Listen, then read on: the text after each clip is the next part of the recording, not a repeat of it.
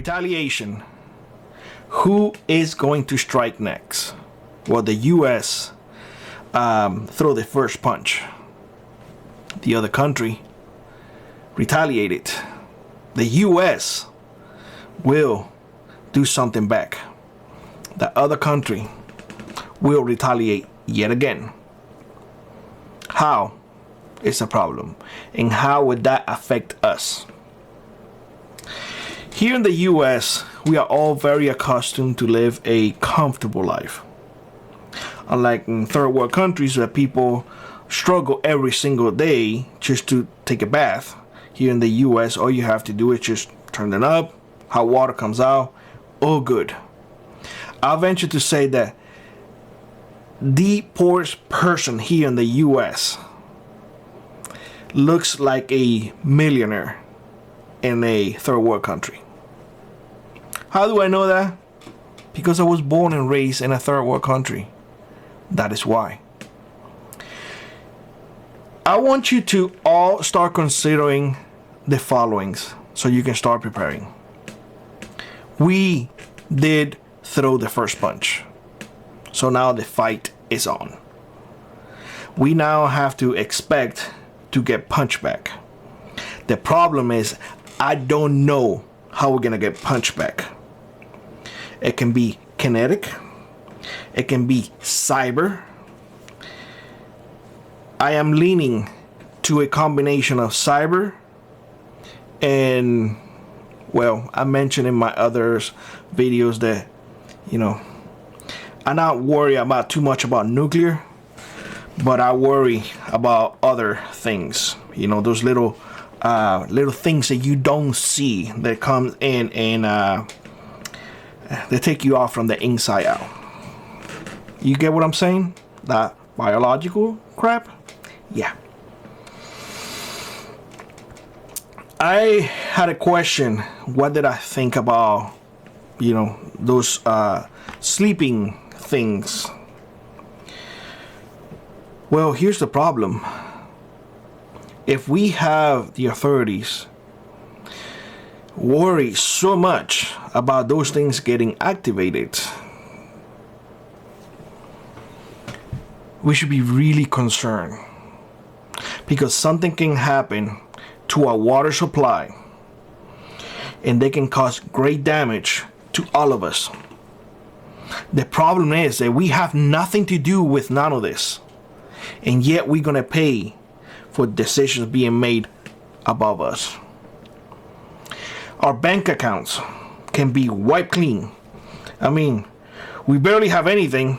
If the little thing that we have is taken away, we're gonna be in a worse situation.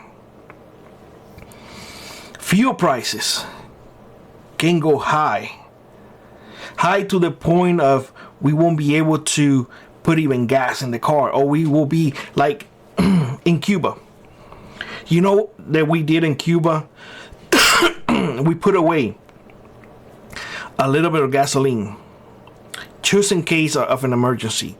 Not everybody has a car in Cuba, but in the neighborhood you always knew one or two people who had a car, and they were always willing to give you a ride, but they didn't have gasoline. So if you needed to take that person to the hospital, what will you do? You go to that neighbor. Hey man, can you take my wife, for example, to the hospital? Here's gas for the car. And they will take you. Well, bring that now to the US. Then you will have to put gas away just in case of an emergency. That is a sad day, but it can happen.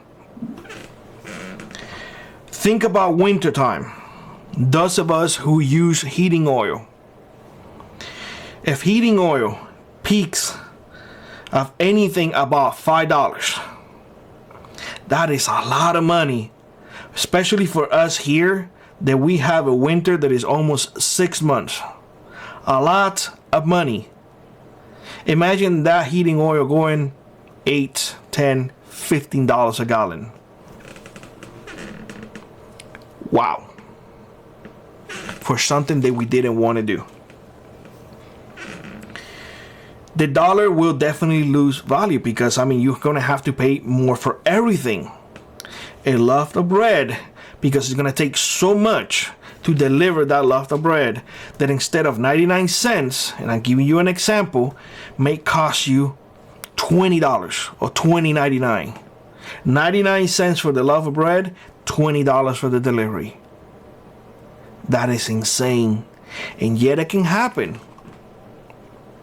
So I want to be really honest with y'all. The sleeping things is a problem. We can see attacks on our infrastructure, attacks on our electrical infrastructure, water, banks. I think it's still too early to see any kinetic things in our sky. Is it out of the realm of possibility? I don't know. I hope not. EMP. Is it out of the realm of possibility? Better prepare for it. Listen, the door is swim open right now. It is, I mean, we opened the Pandora's box. Everybody was like, you know, these people cannot have those things and this and that, and we got to do it because we got to impose our way of life to everybody else.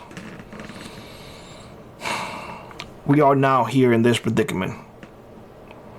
And you and I, because we are in the bottom, because, you know, as the saying goes, the fecal matter rolls down, we're going to be covering it. And the problem is that sooner or later, resources are going to run out. That's when the fecal matter finally hits. That's when people are going to get desperate. That's when you're going to see within the country, its own population fighting against each other because there is no resources. Because ain't nobody want to have a piece of paper, a dollar, or an ounce of silver, or an ounce of gold for a can of peaches. You want that can, because that can will give you an extra day of life. You want to feed your family. You want to have that gas in case you need to go to the hospital. You want to have that gas in case things get really bad and you have no other choice to bug out. You see how things can escalate so fast because of poor decisions.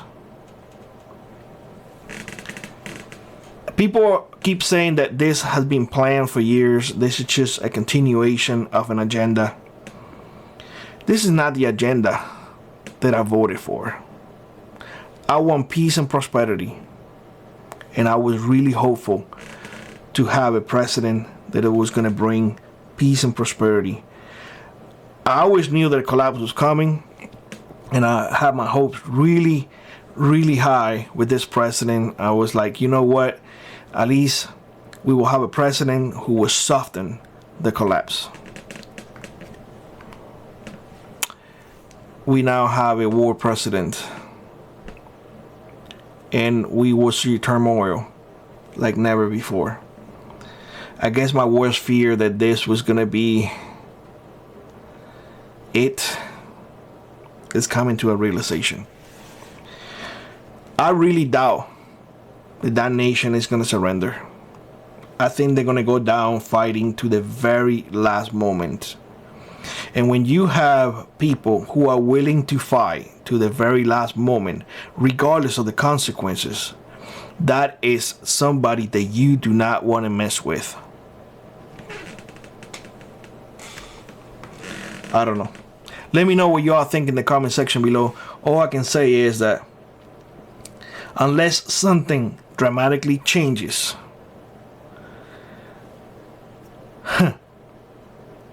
well, here we are. Here we are. It's going to be one retaliation after the next one. Who's going to strike next? And we all of us are going to pay. We're going to be dealing with the consequences whether we like it or not. Anyway, guys, thank you for watching. Like always, rock on, prep on, and I will see you in the next one. Bye-bye, everybody. If you'd like to support the channel, check out the links in the pinned comment below. Consider joining our Frontier Prepper Squad or let an ad to you run. It really does make a difference. And always remember, those who prepare today will not struggle tomorrow.